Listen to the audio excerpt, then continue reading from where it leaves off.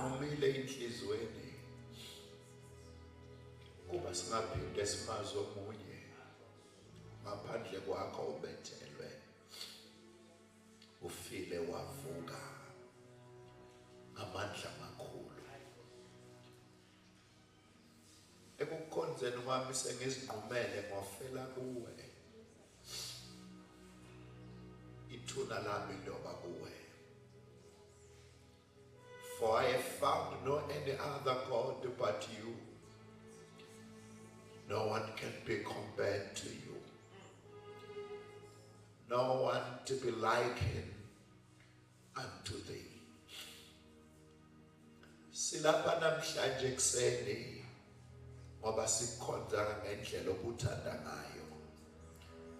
We humble ourselves, we say, God, if you can today change our hearts forever, please make us, touch us and change us. Ngabi nante nevalue kithi ukudlula wena.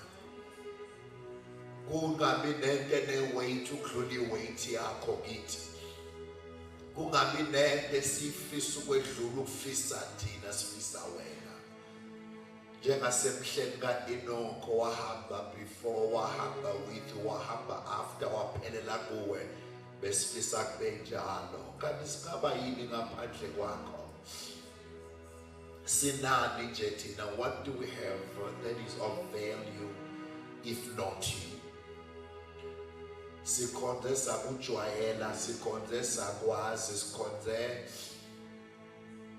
But we are praying this morning, consume us until there is no us but you. Finish us until, oh God, we want nothing anymore, we want you forever. Change our taste buds. Sibe ne taste yakho, incasa yakho, sikomele, sikulambele, sikufune, sikulangazelele. Do it for us. If not so, we will be a doomed generation. If not so, so shabala njengefu sihamba, siphele njengesithunzi sesabilanga. So kwamba njengamazolo, twababe khona sazi bashona. Siyanqaba ukuphela sibe yihlazo nehlaya kubantu kanti sinoNkulunkulu omkhulu. Sisilethile, your servant has spoken, our Father has spoken. It cut deep in our hearts and our spirits. Sesiyamncenga ke Nkosi, bhekisa ubuso bakho ngakithi ube nomusa nathi manje kube phakade.